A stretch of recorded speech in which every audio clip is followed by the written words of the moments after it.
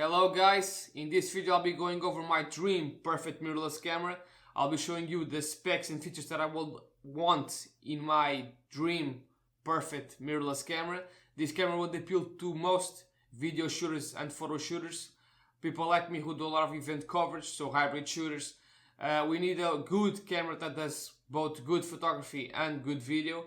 Unfortunately, on the market today we still have most of the brands crippling their cameras and leaving out features. So if you have feature A, they're gonna take out feature B. If you have feature B, they're gonna take out feature A, and so on and so forth.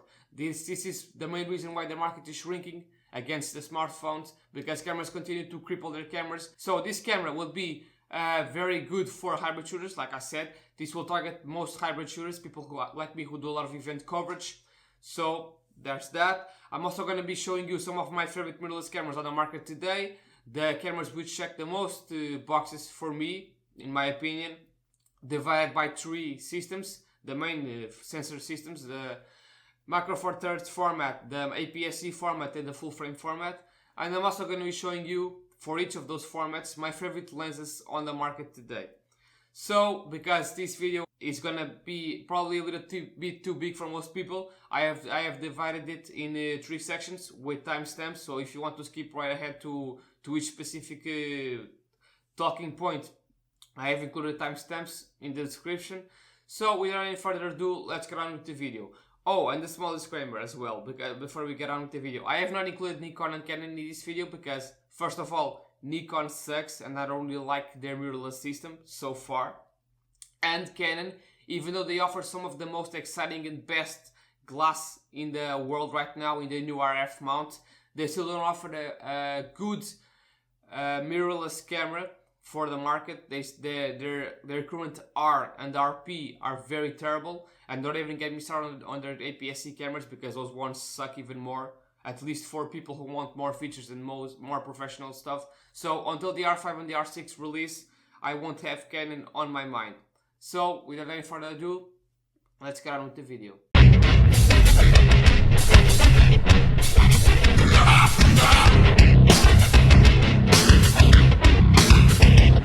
Alright, so we have right here the specs for my perfect mirrorless camera, or my dream mirrorless camera. Well, first of all, we have a backside illuminated full frame sensor. Ideally, I would want a full frame sensor because not only do full frame sensors have the most technological advancements, they also allow for better low light performance and high ISO performance. They have the most dynamic range in color detail, and they also have the ability to crop and retain some resolution because of the higher resolution in their sensor.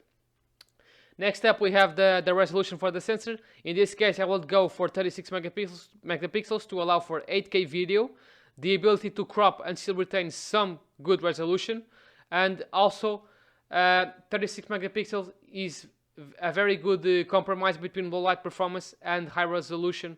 So I think for most people 36 megapixels will be very good and more than enough even for large prints. Next up, we have in-body image stabilization. This is a must, really. In-body image stabilization will be very awesome to have for handheld video shooting especially, and also helps to stabilize prime lenses which do not have image stabilization, as well as it allows for slower shutter speeds without having to increase the ISO, especially in night photography. Next up, we have the autofocus system, which in this case I would choose a hybrid autofocus system like Sony have. So both phase detect and contrast detect, because contrast detect autofocus is the most accurate and faster for photos, but it really sucks for tracking subjects during video. So that's where phase detect comes in, because phase detect autofocus is the best and most smoothest for the video and tracking subjects. So hybrid autofocus system would be very awesome to have. Next up, we have pixel shift to allow for a higher resolution shots. We don't having to sacrifice low light performance, as well as not having very high files all the time. So for those times when you want to have a little bit more extra resolution, especially for macro, or when you need to print large, you could with a click of a button, you could have higher resolution shots. So the sensor pretty much combines multiple photos in one. So that would be very nice to have, a pixel shift. Next up, we have global shutter. So there's no rolling shutter, or almost no rolling shutter during video recording, as well as while taking photos during moving.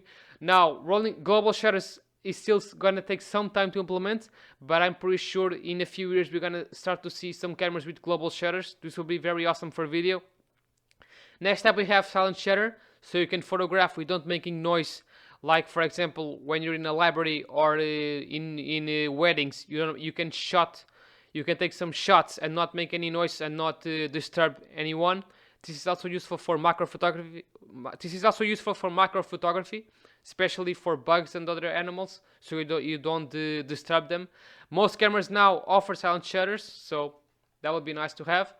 Next up, we have built-in ND filter. Unfortunately, most cameras do not offer this because it's not only very expensive, but also a little bit complex to have. Some cameras do offer electronic ND filters.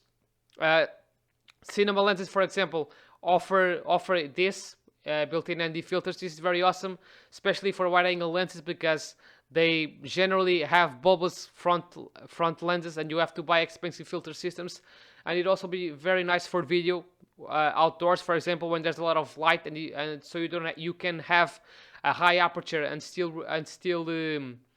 record without having to push the ISO too much, or for example stop down the aperture, so you can see they have like a 1.8 aperture without having to stop down. An ND filter would help for that. Next up we have good ergonomics. Of course, this is really a must. A big body and a deep grip, so you can balance better with bigger and heavier lenses. It also feels better in the hand. Unfortunately, only Panasonic seems to offer a really big body in this case, but they still are a little bit too big in my opinion.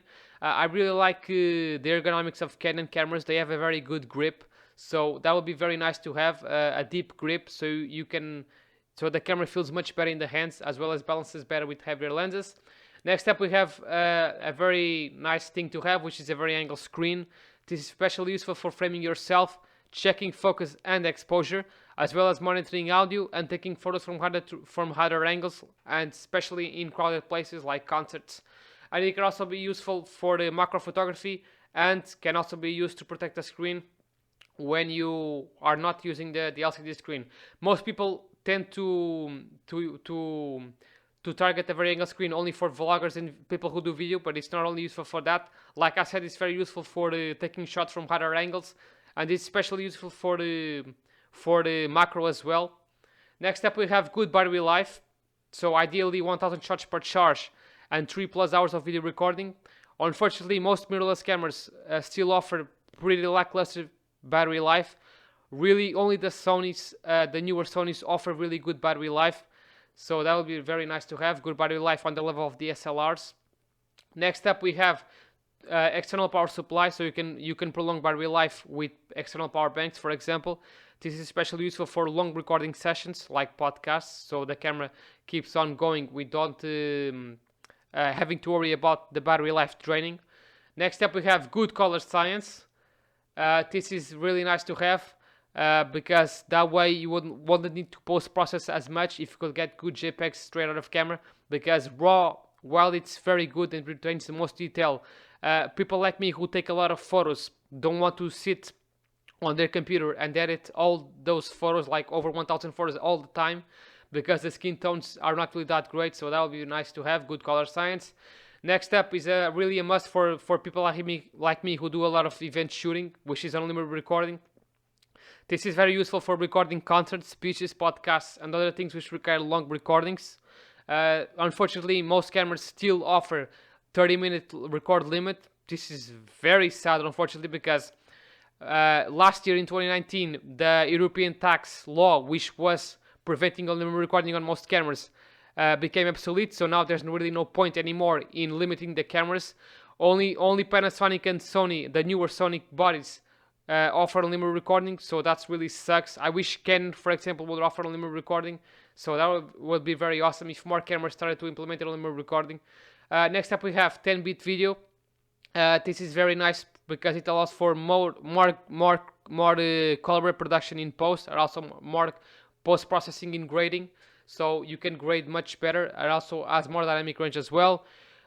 Most cameras now do offer 10-bit video. Some, like Blackmagic, also offer 12-bit video, but 10-bit video will be more than enough. Sony unfortunately still does not offer 10-bit video, so I would like 10-bit video as well. Next up we have X265 video codec. This is very much more demanding than X264, but the main advantage is that it produces the same quality at a much smaller file size. So most cameras still don't offer X265 video codec, but like I said, it offers the same quality at a smaller file size. So I guess that would benefit, even though it requires much more processing power in the computer. Next up we have sharp 1080p video, because like I say here, 4K is not needed for most things, and most people still watch in 1080p video on their smartphones, for example. And I emphasize sharp 1080p video because most cameras like Sony's, for example, offer soft 1080p video. They offer better 4K, but their 1080p video is really soft and not as sharp. Panasonic and Fujifilm offer the most sharp 1080p video, so ideally I would like sharp 1080p video. Probably up to 240 frames per second. That would be nice to allow for slow motion as well. Next up we have 8K video. Now the main reason I want 8K video is to allow for 30 plus megapixel stills from video, because with 8K you can record the video and take stills with 30 plus megapixels. So that would be very awesome, and I believe this is going to be the future of cameras. You're going to take pretty much stills from videos.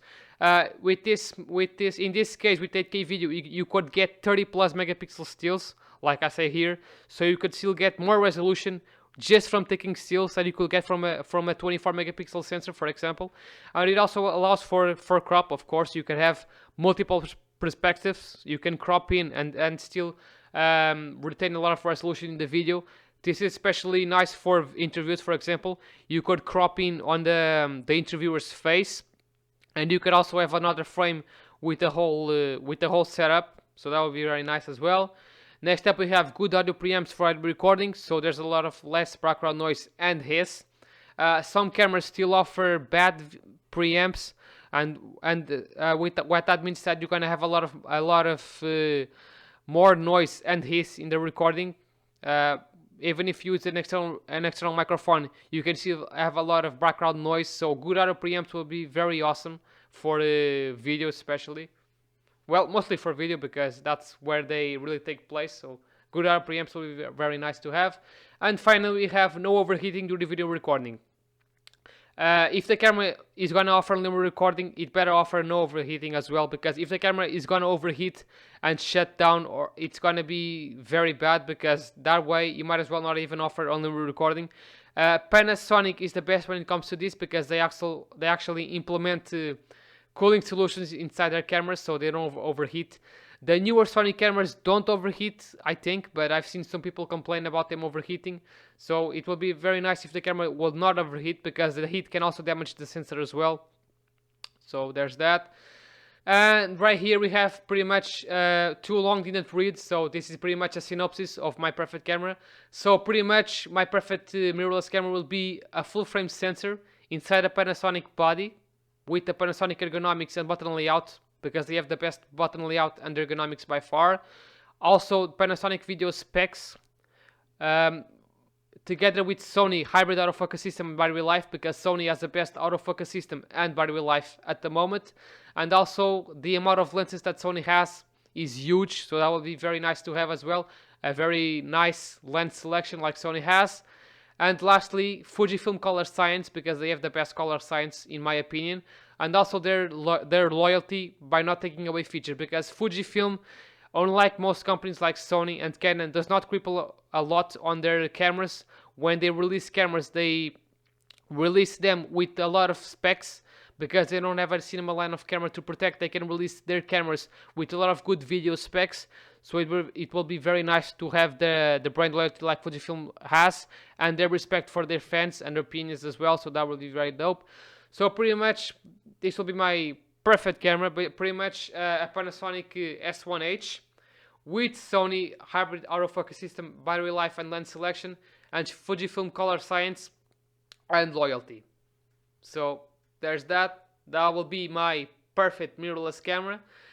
Unfortunately, like I said in the beginning of the video, companies still continue to cripple their cameras, so we're probably never gonna have a true perfect hybrid camera that does it all pretty good. So they're still probably gonna take some years, but at the moment the best one probably is the Panasonic S1H. The only bad thing about that camera really is the autofocus, but they are developing a time of flight sensor. So if Panasonic can implement a time of flight sensor in the future, I think they're gonna dominate the market. Canon is also gonna be releasing the Canon EOS R5 in the future, so that's gonna be very nice to check as well, because it's spec'd like a monster, but it's probably gonna be too expensive. So yeah. Fujifilm, I don't really like Fujifilm because of their ergonomics mostly, and their lenses are not really optimized for video.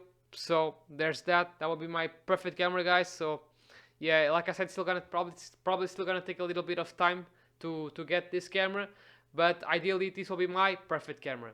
Okay, so that was the first part of the video. Now let's get on with my favorite mirrorless cameras on the market, and the ones that fit the most checkboxes for me.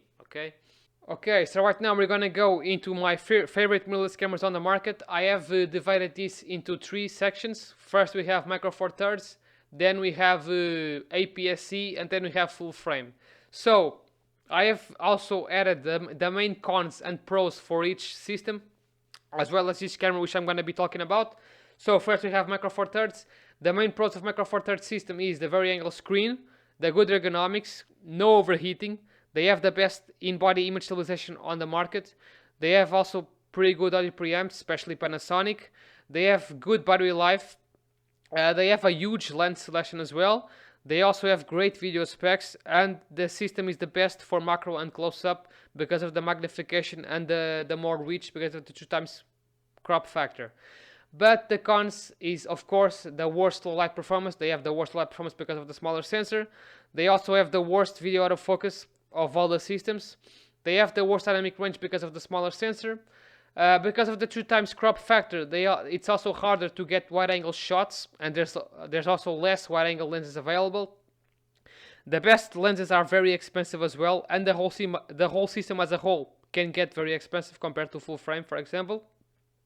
And they also have the lowest resolution sensors, capping out at 20 megapixels. So now we're gonna go into the specific cameras which interest me the most in Micro Four Thirds, and the ones I think are the best as well. So first we have the Panasonic G9, of course. At this time you probably noticed that I really like this camera. I have praised this camera a lot in my videos, but it still has some cons which I'm gonna talk about here. So first we have the Panasonic G9 against the Panasonic GH5S and the Olympus OMD EM1 Mark III. These are the best Micro Four Thirds cameras in my opinion. So the pros of the Panasonic G9 compared to the other two is it has the best ergonomics. It also has the best viewfinder, the fastest and most accurate single point autofocus, and it also has a very good in-body image stabilization system. But the cons is that it lacks unlimited recording. It has no face detect autofocus, so it's going to be worse at the Olympus for the subject tracking during autofocus in video.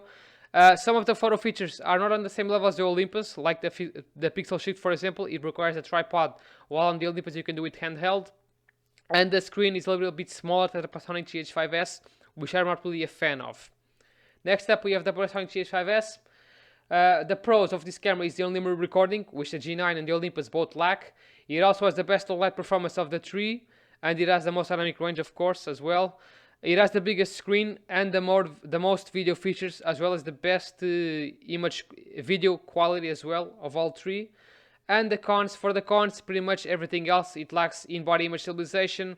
It doesn't have as good photo features. It only has 10 megapixels resolution, so pretty much everything else on this camera is worse.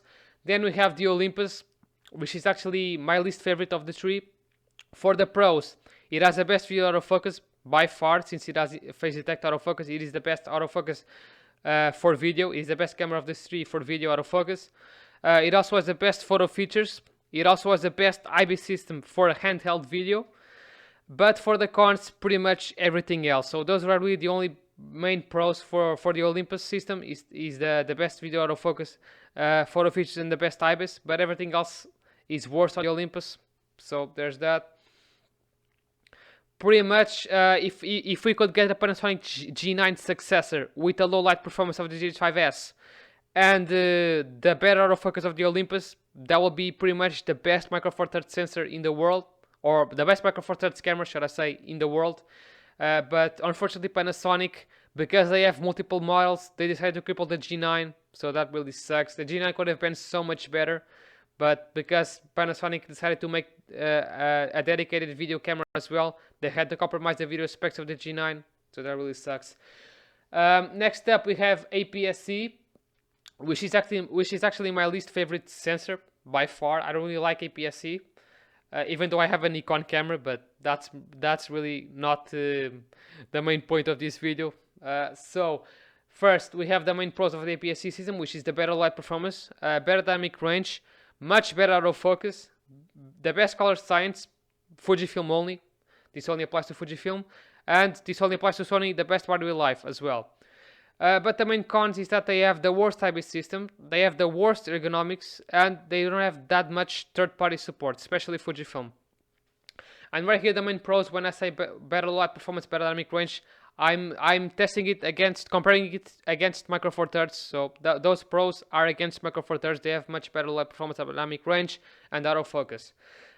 So I have selected for the three cameras the A6600 Sony, the Fujifilm X-T4, and the Fujifilm X-H1. These are the three best APS-C cameras on the market, in my opinion. So the main pros of the Sony A6600 is the only recording, which the Fujifilm lack. The better video autofocus. It has the best, one of the best video autofocus on the market, only behind the Sony A9s. It has the best battery life in any mirrorless camera. And the lenses, some of the lenses are optimized for video. They have some lenses optimized for video with internal zooming and parafocal design. But the cons of the Sony is that it has the worst IBIS system. Actually, the worst IBIS system in the world of any sensor. It has the worst ergonomics as well.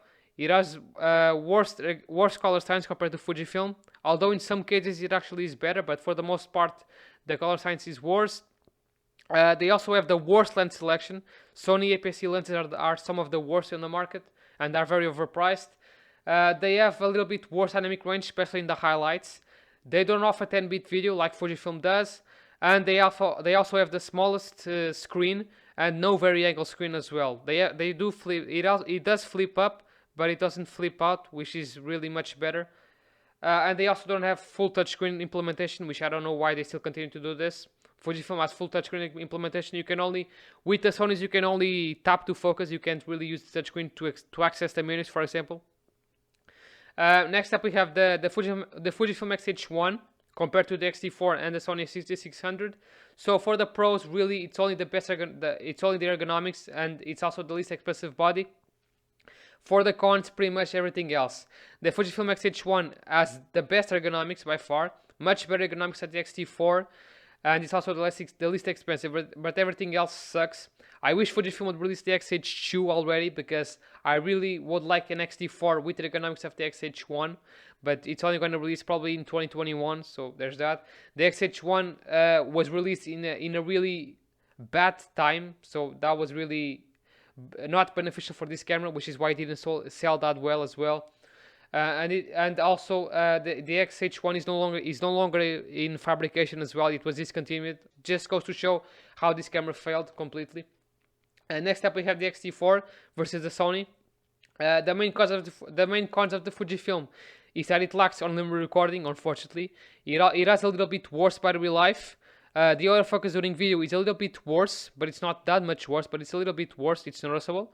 And the lenses are not optimized for video. The Fujifilm lenses, especially the zoom lenses, really suck for video. They're not parfocal, and they're not really that great in autofocus speed, and they also make some noise. But for the pros, the X-T4 is pretty much better in everything else.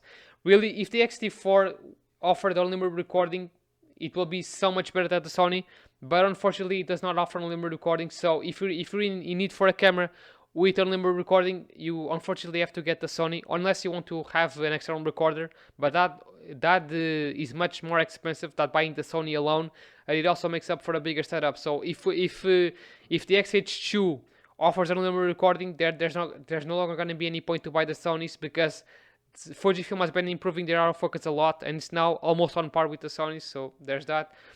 Ideally, I would like an XH2 with the XT4 video specs and the unlimited recording of the Sony, as well as the battery life. That would be very nice. And finally, we have full frame. This is probably my second favorite system behind Micro Four Thirds, but it will be the most ideal for me because I want the best light performance. So for the main pros of full frame are, of course, the better light performance. They have the best dynamic range. They have the best autofocus. In this case, it's only meant for Sony because Panasonic still don't offer that great autofocus. They also have a huge selection of lenses, especially third party. This is mostly true for Sony. Because you don't have to crop the lens field of view. It is much easier to get wider focal lengths. They also have very good ergonomics, and they have the biggest improvements in sensor technology and lens designs. But for the main cons is that they're bigger and more expensive. Of course, the lenses and bodies are bigger and more expensive than the other two formats. Because of the shallower depth of field, they're not as good for macro and close-ups.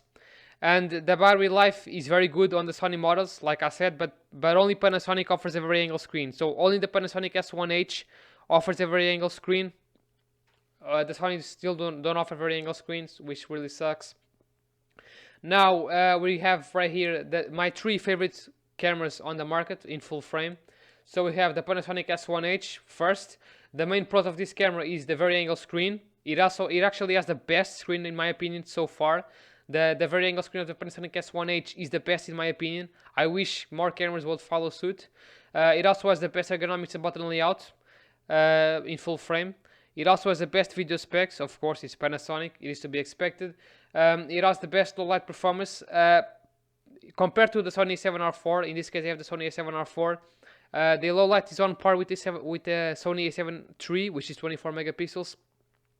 It also has a better top LCD display than the S1. The S1 has the older style LCD display, which I really hate. But for the cons is, of course, it is the biggest and most expensive body at 4,000 euros. It lacks phase detect autofocus, which means it's going to be much worse than the Sony in video autofocus and subject tracking. Panasonic has much less third-party support, and the native lenses are very big and expensive, and they still don't offer that many selection of lenses, unlike Sony. Next up, we have the Sony A7R4 versus the Panasonic S1H and the Panasonic S1.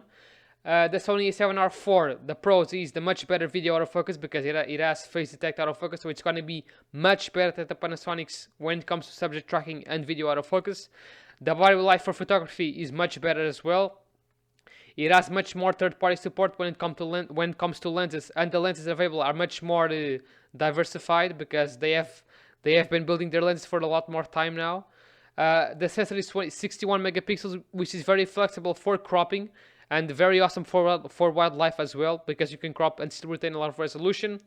And the color science sometimes is actually better than the Panasonic's.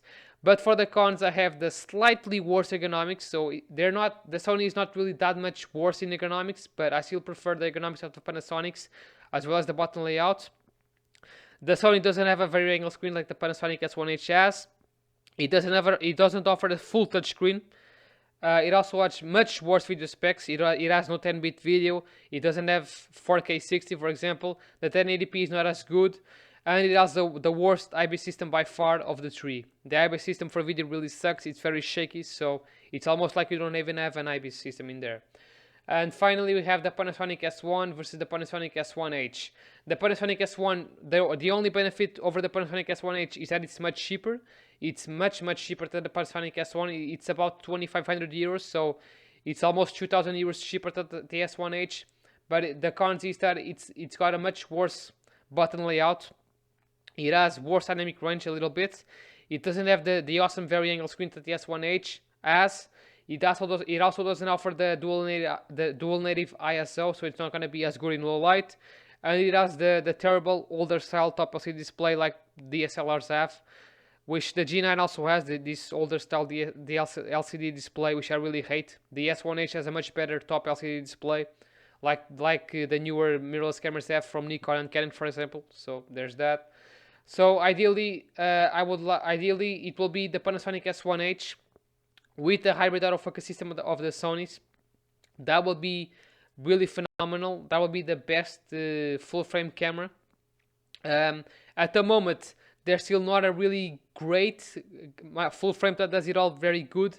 The upcoming Canon EOS R5 is shaping up to be a really nice full frame camera, but I don't have it listed here because it's still not available on the market, and we still don't know some of the specs, which is why I decided to leave it out. So those are my favorite mirrorless cameras on the market by far, the ones that I really like the most. Like I said, ideally I would like either a Panasonic S1H with the hybrid autofocus system of the Sony's, or a G9 with the full frame sensor and the hybrid autofocus system of the Sony's. I actually like the G9 a little bit more in terms of economics because it's a little bit smaller than the S1H. So a Panasonic G9 with unlimited recording, Sony's hybrid autofocus system, and Fujifilm's color science would make the best mirrorless camera in the market. The only problem then will be the low light, but if they were to implement a quad Bayer sensor, that will solve the low light problems. And because it's a macro four thirds system, it will be very awesome for macro and close up, and the lenses can be made much smaller as well. So that will be the best, in my opinion, camera. If they were to implement all those things in packed in one camera, it will be the G9 with all those things I said. So yeah, it's still gonna take some time. Like I said, the Canon EOS R5 is still not on the market, but I will be talking about that camera probably in the future as well, because that camera is spec'd like a monster. But we're gonna have to wait and see. Sony is also expected to announce a new full frame camera in June, so I'll be on the lookout for that. But right now we're gonna go into the lens. So I'm gonna now be talking about my favorite lenses on the market. So let's go into that. Alright, so now we're gonna go into my favorite mirrorless cameras on the market. I'm also gonna be showing to the side here each of those lenses which I'm gonna be talking about. First, we're gonna go into macro four thirds, and I have divided this in prime lenses and zoom lenses because some people prefer to use zoom lenses, some others prefer to use primes. I mostly prefer zoom lenses because I'm an event shooter and I need the versatility of the zoom. But prime lenses are especially good for video, for especially wide-angle prime lenses, and they also have better light performance, of course. So without further ado, let's go right into the lenses. So first we have prime lenses from macro four thirds.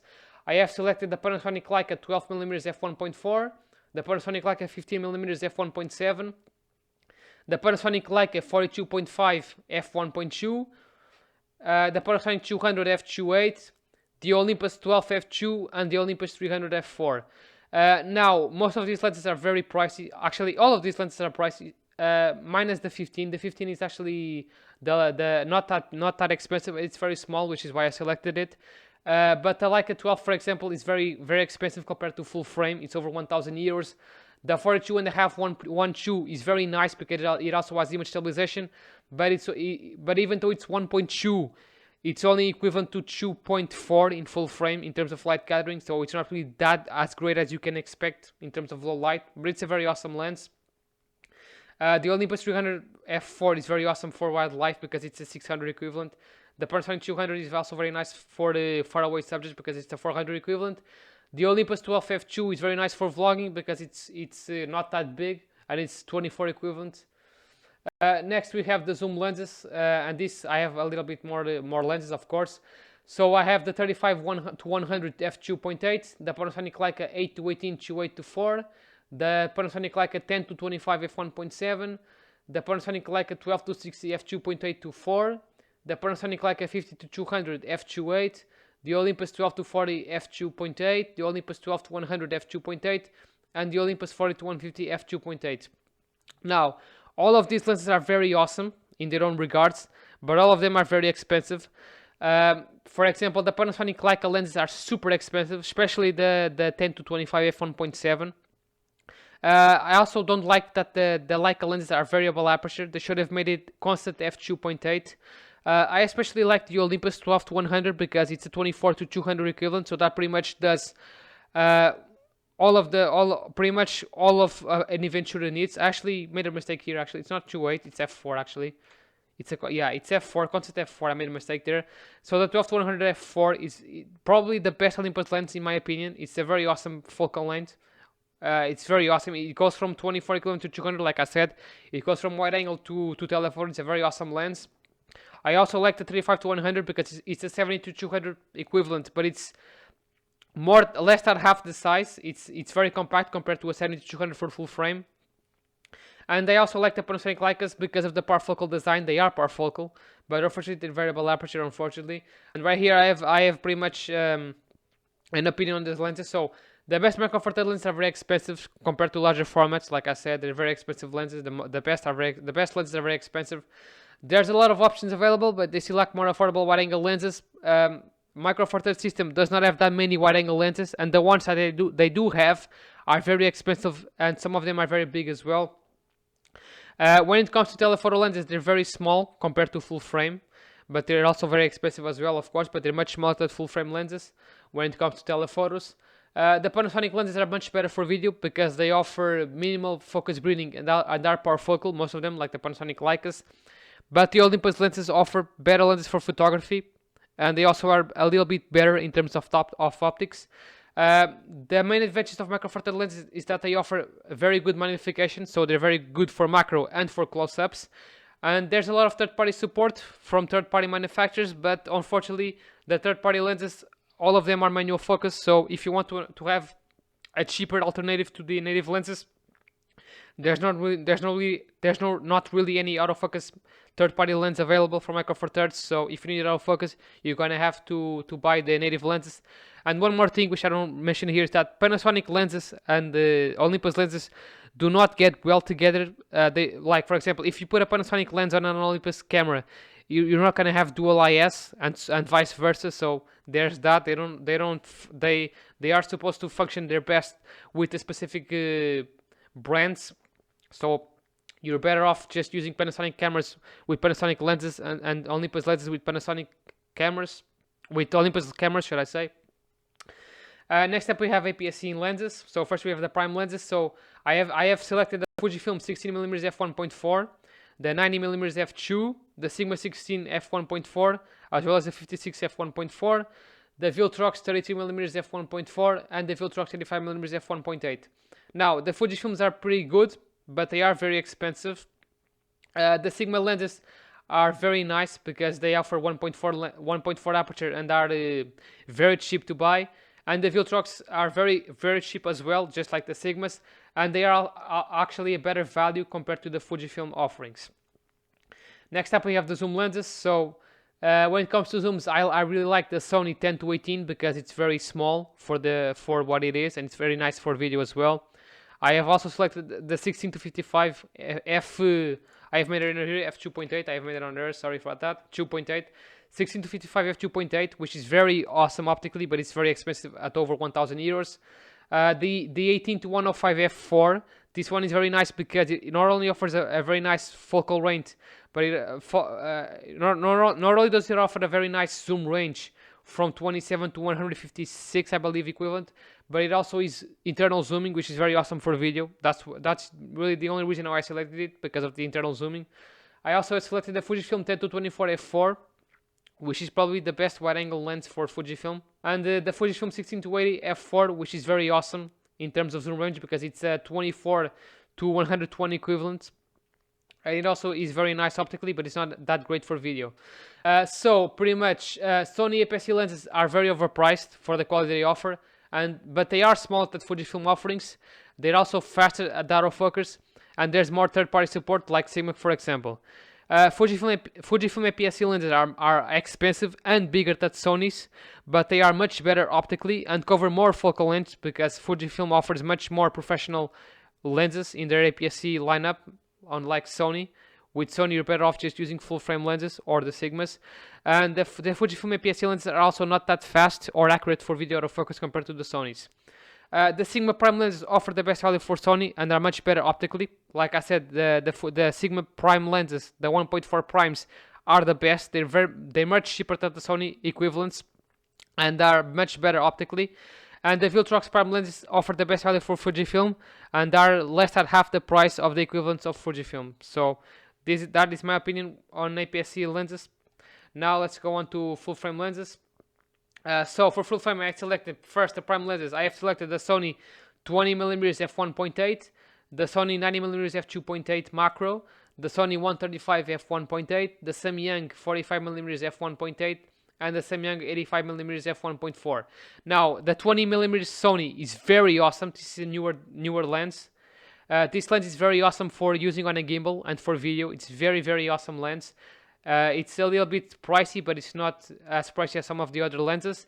The Sony 90mm f2.8 macro is very awesome for macro. It's a little bit on the expensive side, but it's very awesome for macro, and it doesn't extend.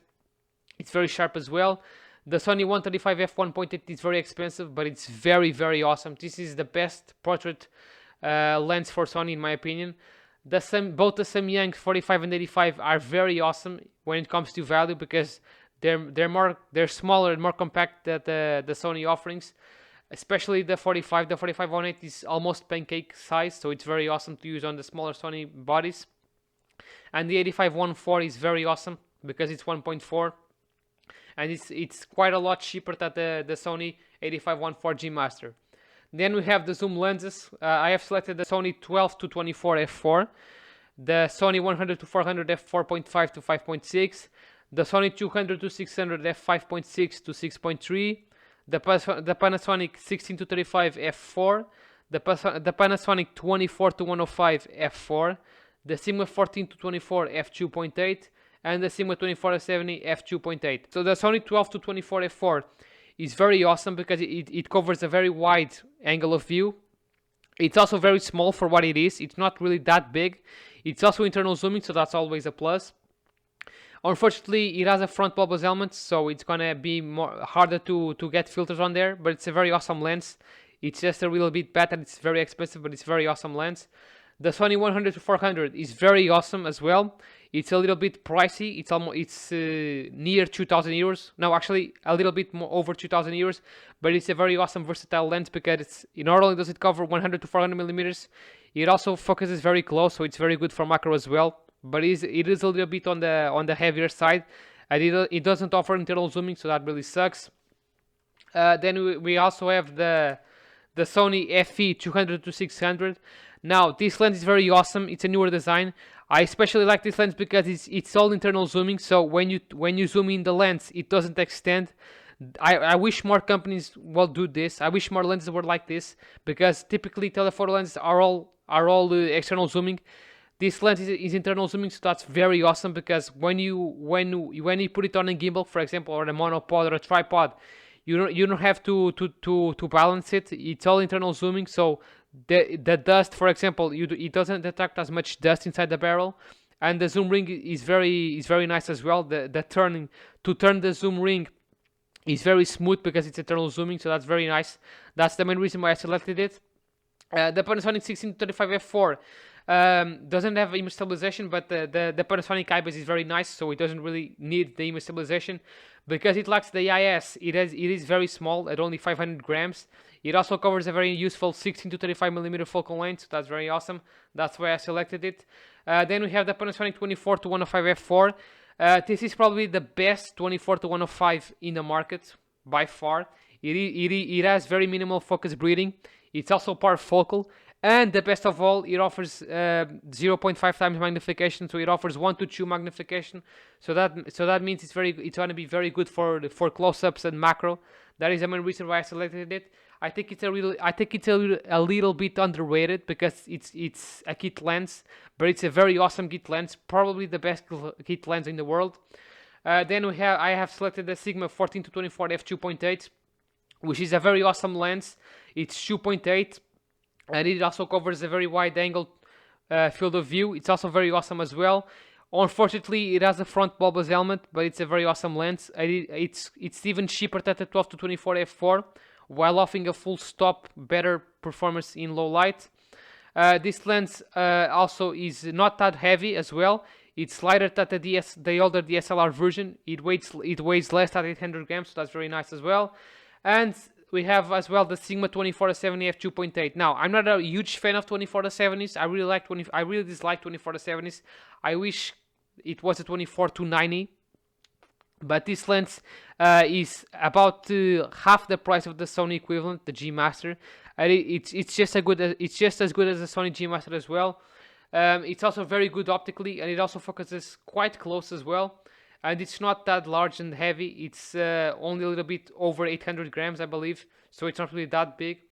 And pretty much the synopsis here. So my opinion on the full frame lenses is that Sony full frame lenses are very good, but they're also very expensive. Like I said, the Sony lenses, especially the G Master lenses, are very expensive.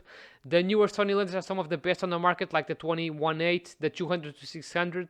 They're very good, but the older designs are not as great anymore. The main benefit of the Sony system is that they have the most third-party support, because they have opened their mount for third-party lenses. So that you have a lot of cheaper alternatives, like the Samyangs, for example, and the Viltrox and the Tamarons and the Sigmas. So you have a lot of lenses to choose from. The Panasonic full-frame lenses are very good for video because they offer very minimal focus breathing, and they also are parfocal, like the 24-105. But they're very expensive. Like the 24-105, for example, is over 1,000 euros. It's 1,300 euros, I believe. So they're very expensive lenses. They also are a little bit on the bigger side as well, and they don't have that many third-party support, and they're still building up their lens portfolio, so they don't offer near as much lenses as Sony do. In this system, in my opinion, the Sigma zoom lenses offer the best value in terms of price and optical quality. And for prime lenses, the Samyang offers the best value in terms of optical quality and compact size. So if you really need the best optical quality for the best price, and you need the zoom, the Sigmas offer the best zooms. I don't like Thermal zooms because they compromise on the zoom length, and they're only available for Sony as well. So I don't really like that.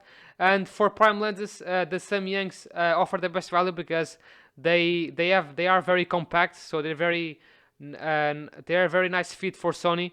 They still don't offer lenses for Panasonic. Unfortunately, they only offer for the Sony FE mount. So there's that, but they really offer very good value, like the 85-1.4, for example. So there's that. And those are pretty much my favorite lenses on the market right now.